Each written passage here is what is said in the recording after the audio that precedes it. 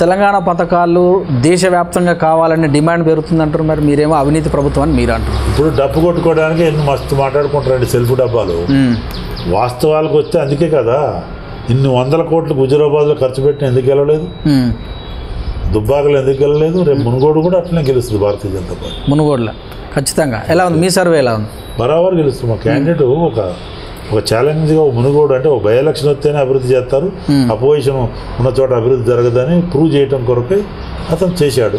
మునుగోడు ప్రజలు అది విశ్వసిస్తున్నారు. రేవంత్ రెడ్డి నిన్న కామెంట్ చేశాడు, బండి సంజయ్ పాదయాత్రతోటి మోకాలు అరగటం ఉన్న నెత్తి వెంటికలు ఊడిపోవడం తప్పించి పార్టీ బలపడదు అన్నట్టు. ఇక రేవంత్ రెడ్డి గారి మాటలో ఆ వ్యవహారం ఏందో ఆ సొంత పార్టీ చూసుకుంటే సరిపోద్ది. ఆయన ఏం మాట్లాడిండు, తర్వాత ఏం క్షమాపణలు చెప్పిండు, ఆ మాట తీరు అవన్నీ కూడా అది వాళ్ళ ఆయన వ్యవహారం అందరికీ తెలిసిందే. దాని గురించి నేనేం కామెంట్ చేయాలి. సో తమిళనాడులో కూడా బాధ్యతలు తీసుకుంటారుగా. సో ఇప్పుడైతే దక్షిణ భారతదేశంలో అయితే కర్ణాటక తర్వాత తెలంగాణ బలంగా ఉంది. తమిళనాడులో కూడా మీకు ఫ్రాంక్ ఒకప్పుడు ఏదో అనుకున్న లేకలేదు. భారతీయ జనతా పార్టీ ఒక స్ట్రాంగ్ ఫౌండేషన్ వేసుకోగలిగి 4 ఎమ్మెల్యేలను గెలిపించుకున్నాం. మున్సిపల్ మొన్న ఎన్నికల్లో ఓటింగ్ శాతం బాగా పెరిగింది.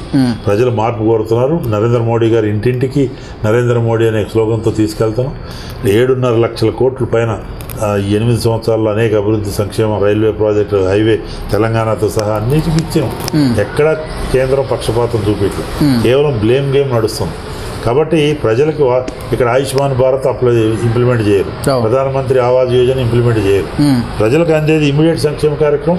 ఎక్కడ మోడీ గారికి పేరు వస్తుందని కేసీఆర్ గారి ఇదంతా నక్కజిత్తులేవారు. సో జిఎస్టీ పైసలు లేటుగా ఇస్తున్నారు, డెవలప్మెంట్కు కుంటుపడుతుంది అంటున్నారు. చట్ట ప్రకారం జరుగుద్దండి.